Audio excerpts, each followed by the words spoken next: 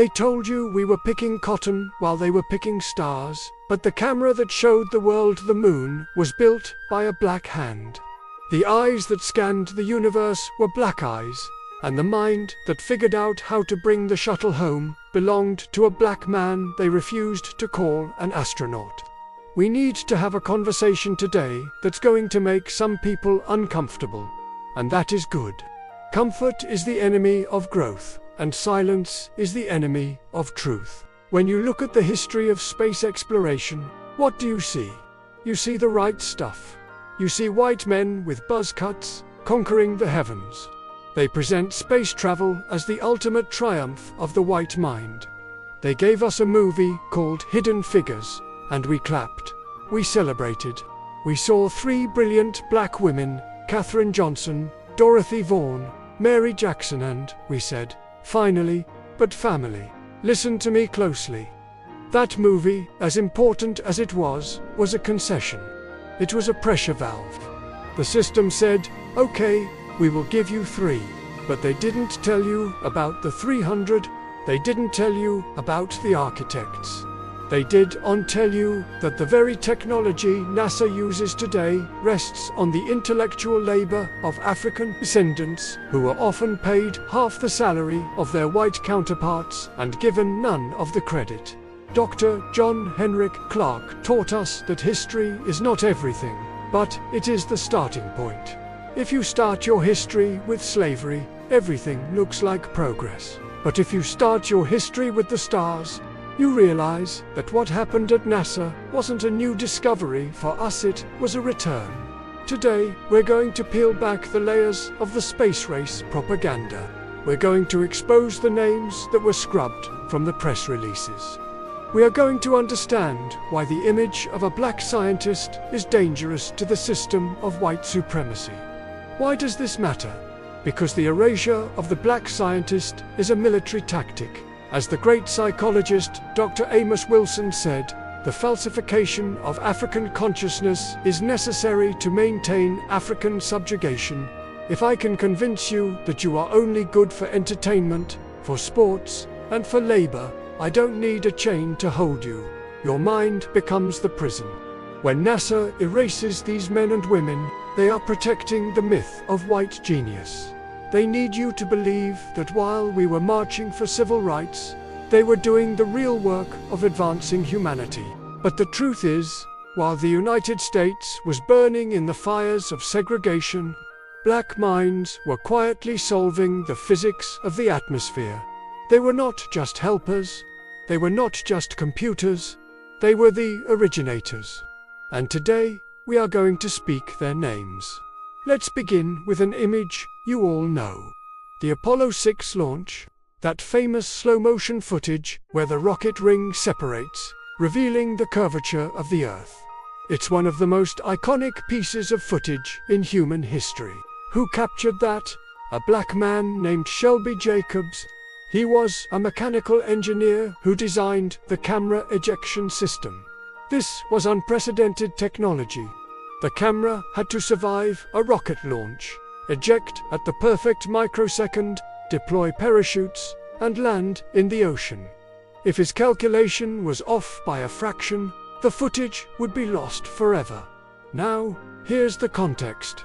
The Apollo 6 launch happened on April 4, 1968. That was the day Dr. Martin Luther King Jr. was assassinated. Shelby Jacobs was the only black engineer in his department. Imagine it. He's watching his crowning achievement ascend to the heavens, and at that exact moment, down on the ground, his people are weeping. Cities are burning. Shelby Jacobs said the newsroom was silent, not out of respect for King, but because the white engineers didn't know how to look at him. While he was helping America reach the stars, America was reminding him that his life did not matter on the ground, and for decades, nobody knew his name. We also need to correct the record on who the first black astronaut was. History books will tell you it was Guion Bluford in 1983, and we love Brother Bluford, but the system delayed the first black astronaut by 16 years. The first was Major Robert Henry Lawrence Jr., selected in 1967, a PhD in physical chemistry, a test pilot. He helped develop the flare landing technique for the space shuttle. You know that smooth landing, where it lifts its nose at the last second? That came from the work of Robert Lawrence. So why don't you know him? Because on December 8, 1967, he was killed in a training jet crash. He was only 32, and here's the insult. Because he died before he flew in space, NASA refused to recognize him as an astronaut. They stripped him of his title in death.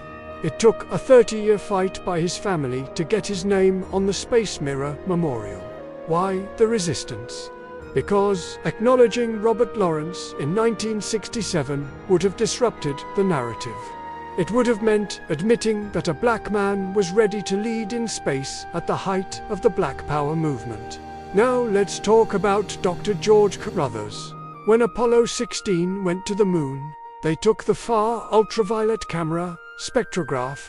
This device was designed to look deep into the cosmos at interstellar gas and young stars. Who built it? Dr. George Carruthers, a quiet black man from the south side of Chicago. He built his first telescope at age 10. His invention gave us the first global image of Earth's atmosphere and changed how we understand the ozone layer. NASA was happy to take the camera, but they left the man in the shadows. And for the black women listening, let me tell you about Valerie Thomas.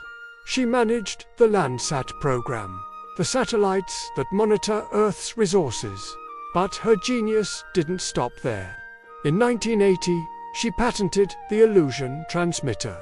This is the technology that uses concave mirrors to create 3D optical illusions. It's the grandmother of modern 3D tech, holograms, and even medical imaging. She literally manipulated light and perception. Remember the name Emmett Chappell, a biochemist. He studied fireflies and figured out how to use their glowing chemicals to detect bacteria on other planets. If there is life on Mars, we will find it using his methodology. And then there's Dr. Patricia Wings.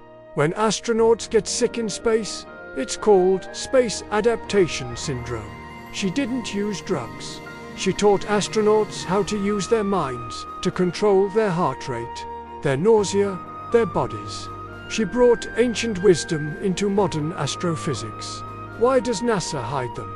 Because if you know that George Carruthers built the moon camera, you might start asking about the Dogon people of Mali, who knew about the star Sirius B centuries before Western telescopes.